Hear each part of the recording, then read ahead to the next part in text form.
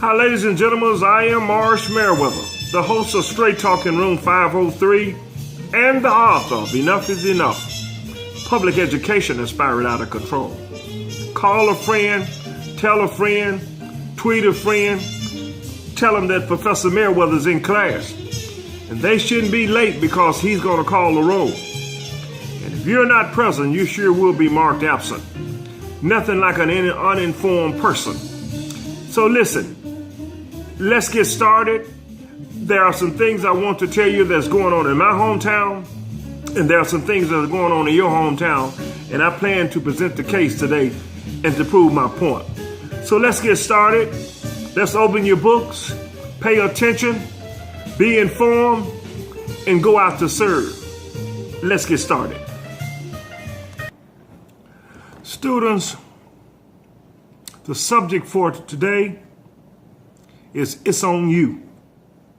Again, take out your notes, take out your paper and pen, and write this down. The topic for today in the class of 503 is It's On You. I plan to present some evidence today to let you know that it's on you. It's not on your next door neighbor. They'll have to stand for themselves.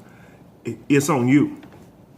Ladies and gentlemen, I want to bring some facts and tell you a few things.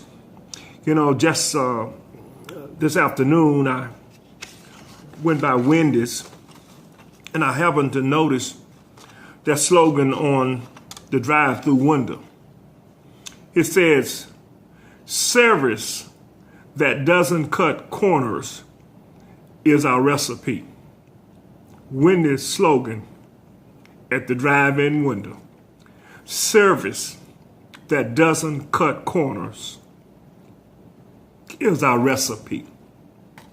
Let's just think about that for a moment. Wendy's is talking about their service and they don't cut corners. They want your business. And they want to make sure that they provide you with the best service. Now, let's turn that around if you don't mind, class. Let's say that public education, if that was the slogan, service, we serve you students, and we don't cut corners in this class. The administrator saying, this is our school slogan. We're going to provide service. We're going to provide academics. We're going to learn something in this class. We're going to leave here to serve. We're going to be successful. Service with don't cut corners. Our teachers are not going to cut corners. That's our recipe. That's what we cook up at this school. Then if the Board of Education was saying, we provide service, let me use my hometown if you don't mind. We provide service here in Madison County school system. Haywood, Humboldt, Marlin, Rutherford, Texas. We provide service to the student, and we're not going to cut no corners because we want everybody to be successful. Everybody can learn. And since we know that everybody can learn, we're here to serve you and make sure that you learn. Now, you know, that reminds me, ladies and gentlemen, when I served as administrator at my school. Excuse me. I would say to my parents and to my students, if you're not learning in the classroom with Miss Jones, Miss Turner, Miss Harris, Miss whoever, you come let me know because I want to know. They are being paid to educate you. Your job is to come and make yourself accessible and open up your mind and your heart to learn. So it's a two-way street at this school. If the teacher is not teaching you, I want to know. She won't be here long at all.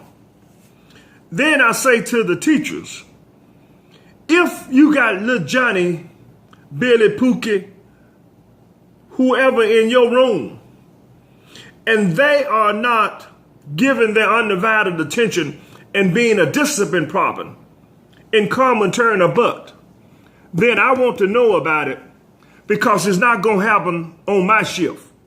They're going to learn if they come to this school. We have a team approach, and everybody work together. If you don't know how to reach Johnny or Susie, you talk with your teachers next doors and make sure that you find out what they're doing so you can do it. Parents, you will cooperate with me and the school and the teachers. You will appear at parents-teachers conference, or do your child won't be here. I had a superintendent say, this man, Professor Merriweather, is serious about children, serious about education. He made sure he gave me everything that I needed to make those kids successful. And with God backing me, supporting me, giving me everything I need, I didn't have any problems. In fact, I would encourage anyone. My email address is mars649@gmail.com. Cell phone number is published 731-343-2774. Live right here in the heart of Jackson in the 6th District if you need to reach me.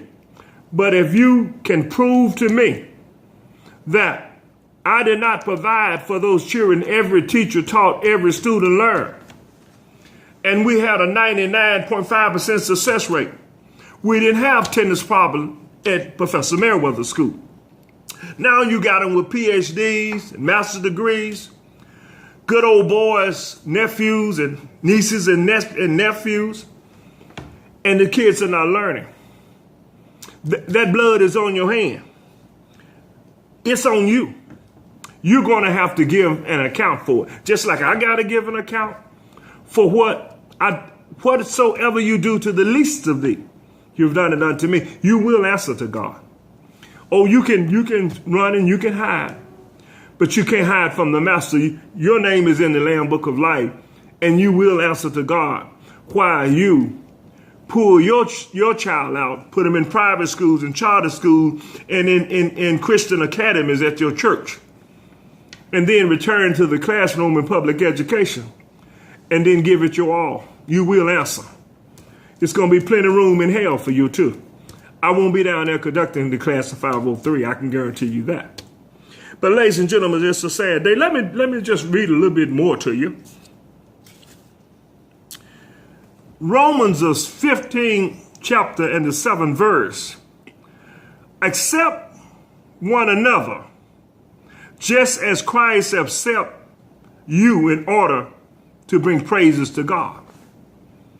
You in church on Sunday saying you want to praise God, but you won't accept another student because the student doesn't look like you.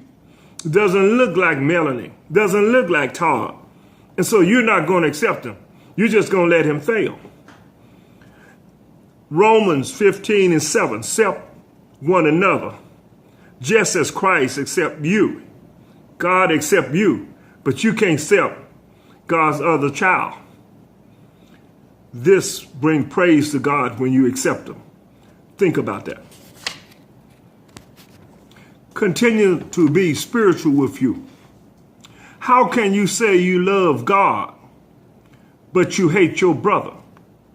Well, you say, Brother Merriweather, I don't hate him. Well, there's only hate and love. If I love you, I'm going to give you everything you need. I'm going to be there for you. I'm going to be your support. I'm there for you. If I hate you, I frankly don't give a. Now, Donald Trump, we're not going to use that word today. So we got to quit playing Christian and we got to be Christian.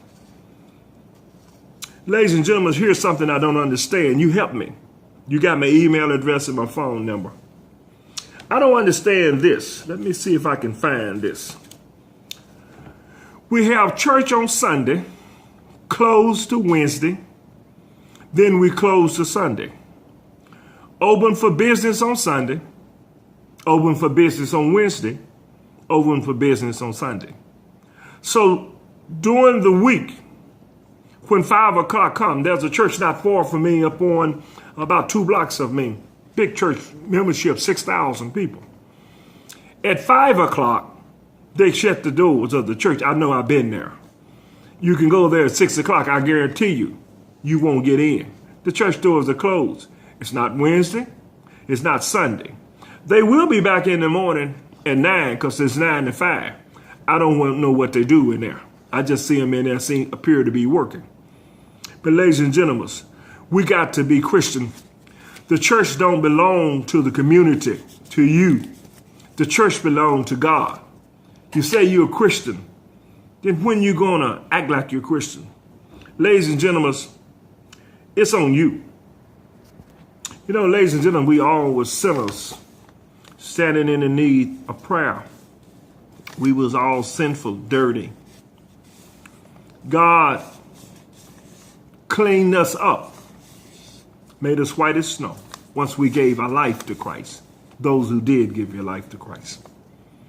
Now that he's cleaned you up, you refuse, some of you, not all of you. Some of you good old boys and so-called leaders refuse to work with certain children because of their zip code, their ethnicity, and their background. You think that you better. You make statements, oh, she don't want to learn. Her parents don't care. Your job is to do your part, and the parents' job is to do their part. My parents knew when the child was brought to my school. If you have no plans of supporting the teachers, no plan of supporting me as administrator, then you can take your child with you. And you're free to go and talk with the superintendent. My superintendent says when you went to see him, we have Professor Merriweather at the school there. I personally hired him. I know that he will teach your child. But now, let me tell you just a little bit about Mr. Merriweather. He's serious about children learning. And if you're not serious about being in partnership with the teachers and Mr. Merriweather, then I suggest that you take them out of the court. But I think when you get to court, you'll find that Judge Walter Baker Harris, he is in partnership with Merriweather. And if you decide to go to the police department, the chief of police went to school with him when he was when they integrated schools. Chief Staples know, and he said it before, in our local paper, Professor Merriweather care about children. He will do nothing but help children. So if you're planning on going to the sheriff department, you'll find that the sheriff know Merriweather too. And they're pleased. They're not having to ride patrol cars down the street picking up children during the course of the day. Not those that's in Professor Merriweather's school. They're in class. They're learning. Ladies and gentlemen, for over 23 years, the Jackson Police Department and the Sheriff Department, and if anybody disagree with me, text me, call me, tweet me, see me on the street and tell me. But you won't be able to tell me I'm lying.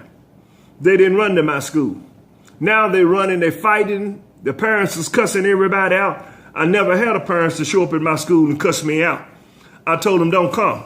You don't want to do that. But now we pretend that we're afraid of the parents, afraid of the students. That's crazy. They're human beings just like us.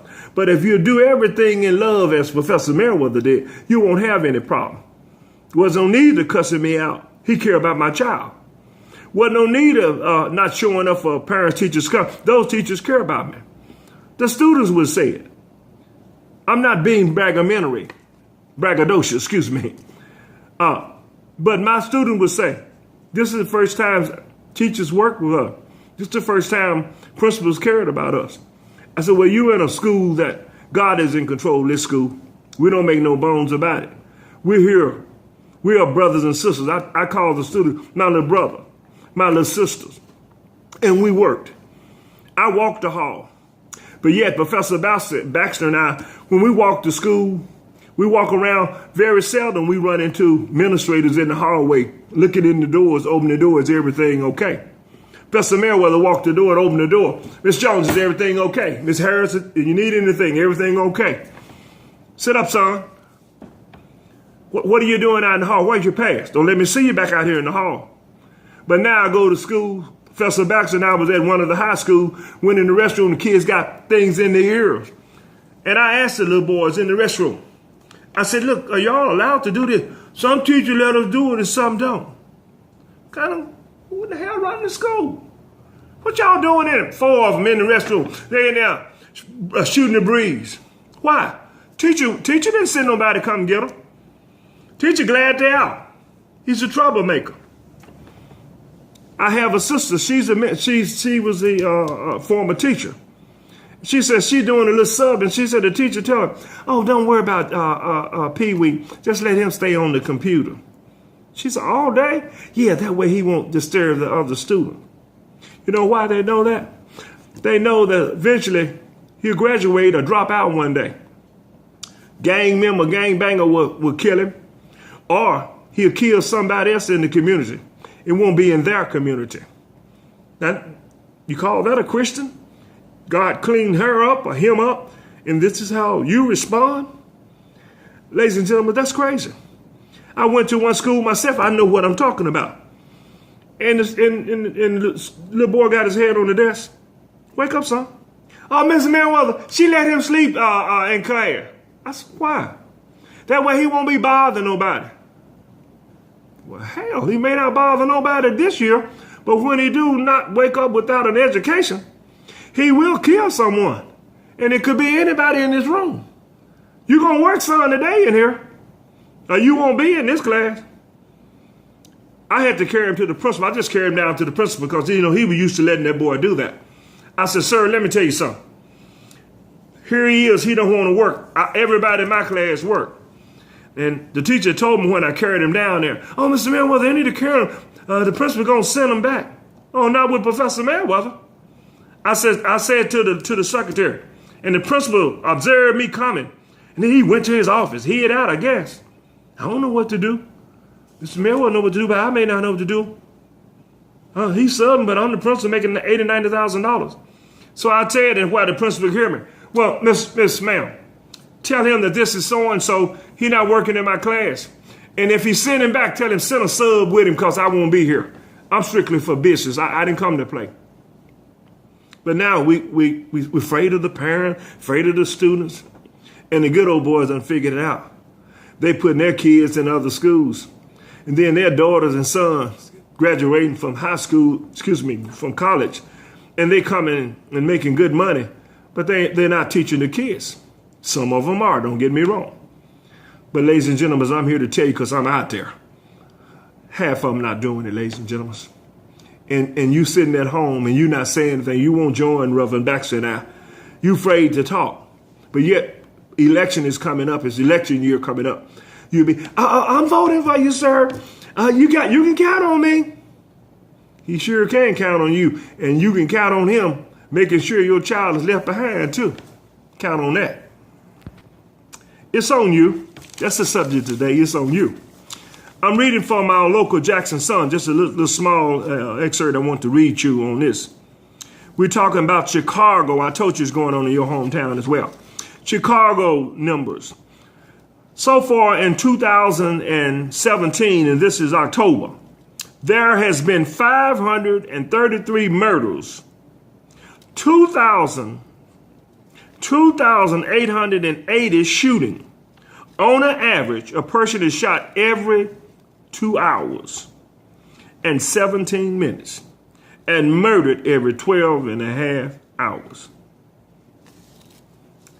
Yep, 12 and a half hours over. And 7, let's see now. Person just been murdered in Chicago. Told you what's going on in your hometown. Chicago witnessed 806 murders. Listen now. 4,379 shooting. It turned out that most of the murder victims you guessed it, are black. Ladies and gentlemen, you know, I told you this was going on in your hometown. I was talking with a young lady and her daughter from a surrounding county 2 days ago. And I was asking the mother, and the mother works at the school, and the daughter attends the school as a middle school. So I was asking her, you know, how are things going on in your school? And I heard something just didn't make any sense. Said they have stand-up desks. Stand-up desks. She said the kids are standing up at the desk. They real fidgeted, they can't sit down, so they get to stand up in class. And they just steady moving and jumping. I can't imagine that because I taught class. To see my students all sitting down quiet, I couldn't see that one of the students, they standing up. Why? Because they won't sit down. What the hell wrong with you? Why you can't sit down? It's not like that at the academy. It's not like that in charter school. It's not like that at the church school. Go by your church and see. Just ask them Sunday. Oh, Miss Jones, does any of the students stand in their assigned area? No, all of our students sit down. Because, ladies and gentlemen, this is the real world they're going to. Do you think that you're going to be working at one of the plants and everybody else is sitting down doing their job in the office and you standing up, jumping?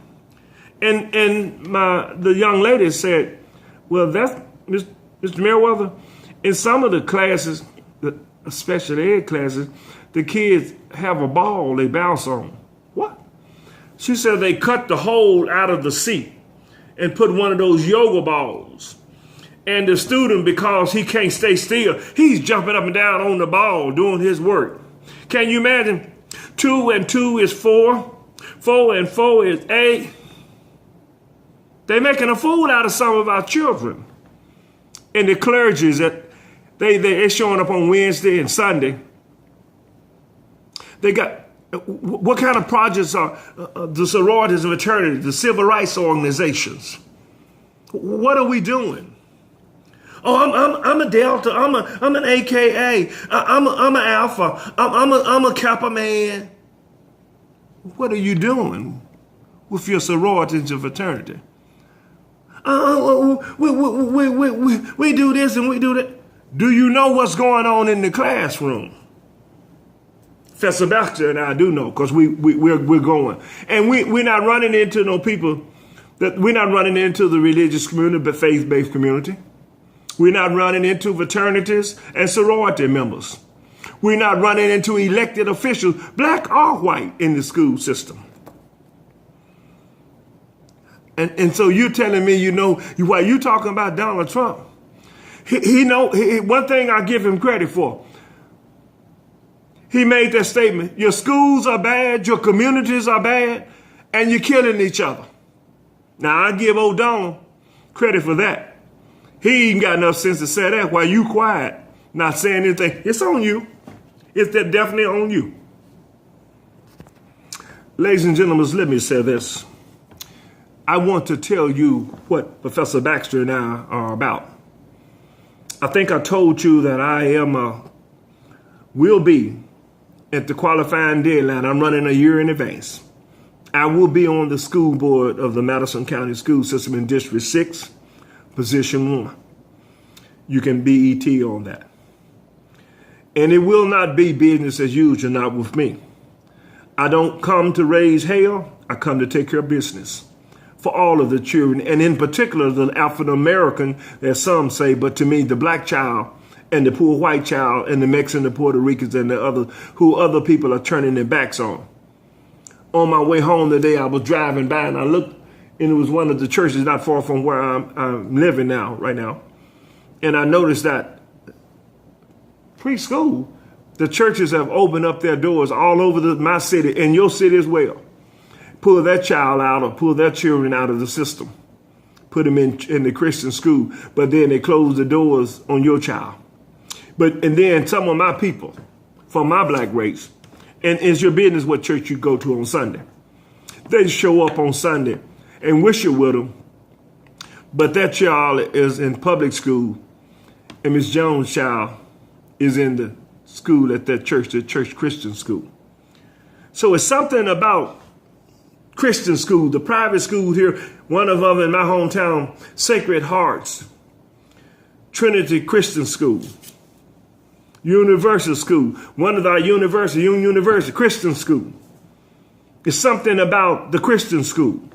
So Professor Baxter has a vision from the Lord to open up in the school that they will be closed. When I said they, I will not be voting for the closing of Lincoln Elementary School in my hometown. We're going to leave it open. Why are we going to leave it open? Oh, they're saying it's going to take $4 to $6 million. That's because they neglected the school. But I want to make sure that Professor Baxter open up the first Christian academy for our children. And it is my understanding from the Father up above, that place should be named Baxter Christian Academy. Reverend Baxter is not a man that go around want to put his name up. But I suggested him. That's a vision of yours. The hometown is not supporting us. And it's your vision with God's help. He's communicating with you. And I'm working with you. It's Baxter Christian Academy. So I can tell you one thing. This is one black man will be raised in hell about closing the school and then having a large school that has all of those people that has come out and went on to greatness. Now, this doesn't make sense. You don't want to work with Professor Baxter. But Professor Baxter has a daughter that is among the 5 minorities headed to Vanderbilt University Law School. How about Melanie? Is she headed that way? Ladies and gentlemen, I'd heard that for years, that Vanderbilt only submit 5 African Americans to some, but to me, blacks. Every year, they regulate how many of us out there are attorneys. Well, they learning the legal stuff, and they'll be use that stuff on us. But 5, 2 out of 200 every year, 5 of them look like Baxter now. And you sitting back, hey, Mr. Jones, how you doing? I'm voting for you, Mayor. I'm voting for you, County Commission. And they count you out. It's on you. You think about it. It's on you. Oh, you can call me an angry black man if you want to. I know what I am. I'm going to the board to be a team player. But if you're planning on cutting deals with me, wrong guy. See the next person. Because I'm about my Father's business. All kids deserve an education. Professor Baxter should have that Christian Academy. Then I will be presenting a plan for Whitehall Elementary School. They want to bring the kids from Lincoln to Whitehall. And then they're going to want to put some portables in the back for the middle school. Not in my district. I'm going to fight it with everything I got. I wish I had some Christian people, some lay people, some civil rights, some attorneys and organizations and sorority will stand up with Meriwether. It's on you. It sure won't be on me because I'm going to be fighting for it. I'm going to make sure our children get the same quality education that everybody else get. You're paying taxes and your money is going to educate their children and they're not educating ours. And that's what I said to Reverend Baxter. If they don't want to, and some of them don't, if they don't want to educate our children, then we need to pull them out and put them in our school. When Lincoln School was a predominant black school, they bust the whites there till the whites refused to come. And deal was made why now Lincoln School don't even have 20 blacks over there. 300 and some, 328 if I'm not mistaken. And less than 10 of them don't look like Baxter and I. Where did they go? And nobody's saying nothing about that. And you sitting somewhere grinning and laughing. Sitting up in church, fanning and going, oh, praise God. Oh, falling all out and everything, speaking in tongues. You don't even know what you're saying in tongues. I know this. You don't know what you're about. It's time now. It's on you. It's time to get busy, ladies and gentlemen. Ladies and gentlemen, I'm looking at the clock on the wall, and I got to get out of here. I didn't know time has slipped away. But let me close with just these few little things here. Give you a little tidbit to go home on. Teaching is like being a janitor with a key ring that has 50 keys on it. He has to know which key works on which floor. It is the same thing with teaching. We have to figure out which key unlock the hearts and the minds of our children. This is not easy task on your best day. Think about that. Custodian got all of those keys, but he has to know which floor these keys go to. We want to treat all of the kids, teach them all the same. Everybody's different, including Melanie and Todd that's in your home. We all learn different. But one thing fit all is crazy. But yet we got all of these people with PhDs making all of this money, talking about they got all the experience. Well then, if you got all the experience, why in the hell our children still not reading on grade level and you making $80,000? Why is it that every superintendent we had has been making way over $150,000, but yet the children still can't read? They can't write. They can't do arithmetic. It's incarceration over education. One thing they know, they know that as long as you don't educate them, they will continue, as I read you the statistics, kill each other. That is why in my hometown and in your hometown as well, they meaning the white people, has went to our local black mortician and trying to buy up the funeral home. And they bought up one in my hometown. One of them they didn't want because they don't bury that many people. Then the other one was doing so well, they said, you got to be losing your mind. So they know two things. They're going to be a lot of them to bury and a lot of them going to correction facilities. So they creating Corporation of America, everything. Institution for profit. Institution for profit. And the state of Tennessee, in my hometown, my home state, are providing quota system to them. And they look like me and Baxter. And you're not saying anything. And you think all these people going to heaven? I don't quite understand it. Does white people really think that when they get to heaven, there's nobody going to be in heaven but whites? Come on, it's time to be real. This is Professor Merriweather, and I shoot real. It's time to be real. It's on you. You hadn't figured it out. We got to love one another. The Lord is telling us what we need to do, and we ignoring it. That's a shame. Ladies and gentlemen, all of this is for my crown and glory. I'm looking forward to getting my crown. And I'm asking you, ladies and gentlemen, to keep your crown. Keep your crown. Believe in yourself. Don't let anyone take your crown. I didn't let anyone when I was one of the first 12 that integrated schools. Oh, they did call me the N-word, but I know that I was a child of God and I ignored it. Don't let nobody take your crown. You have a crown waiting in glory if you do what's right. Keep your crown on. Regardless to what others say, keep your crown on. God asked Adam in the Garden of Eden, Adam, why art thou? Adam said, Lord, I am naked. Why are you hiding? I'm naked, Lord. Lord immediately knew someone had taken his crown. But if you let someone take your crown, you're going to be hurting, ladies and gentlemen. It's on you. My final thing is this here. Let me take my time and read this. Hold on, I'm going to review it myself and I'll be right back and we're going to get out of here. Writing had gotten cold. Kids are promoted to the next grade when they have not learned the basic.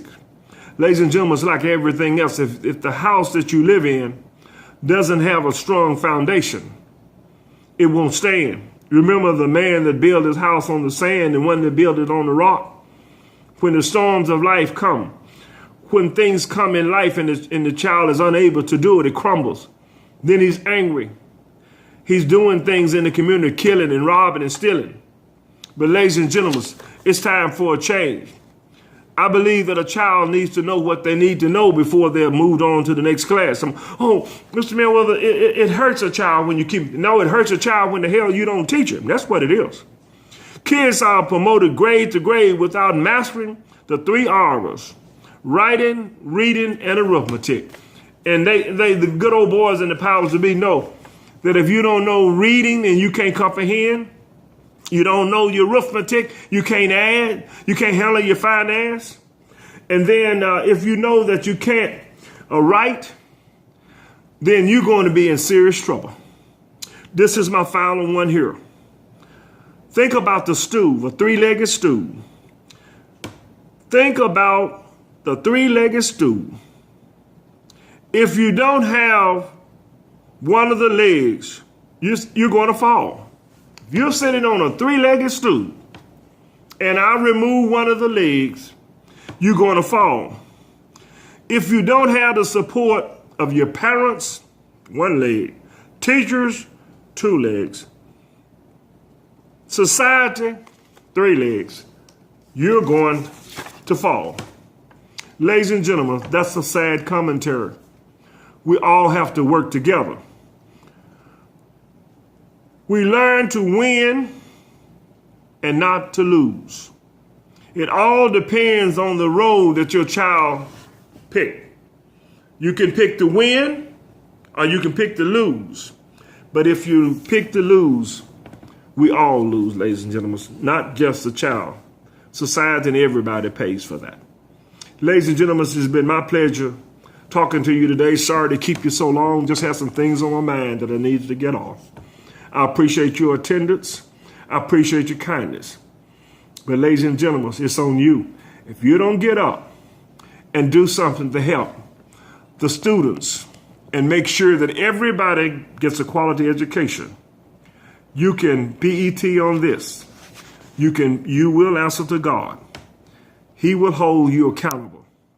I wish that you join Reverend Baxter and I as we push forward with the Christian Academy, Baxter Christian Academy, in my hometown, in the East Jackson area, at Lincoln Elementary School. I hope that you will go to the poll, let it be known that you're supporting Professor Merriweather. He's serious about children. And make sure that we have a K-8 at the Whitehall School, and that they do not bring portables, but they have a nice school. And I will be presenting a rendition. Now, that's not the term I want to use.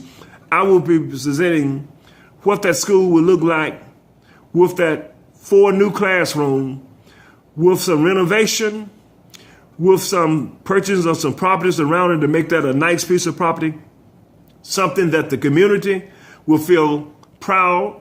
The parents, the students will come and apply themselves. So, ladies and gentlemen, I've been your host, Morris Merriweather, the author of Enough is Enough, the host of Straight Talk in Room 503, your brother in Christ. And don't you forget, I may be tough on you, but I love you from the bottom of my heart. I wish you would join me before it's too late and we're about to run out of time already. Join Reverend Baxter and I. Let us know that you're out there. Count on us. We're waiting for you to count with us. Thank you very much. Have a fantastic week. And remember that God loves you, and so do I.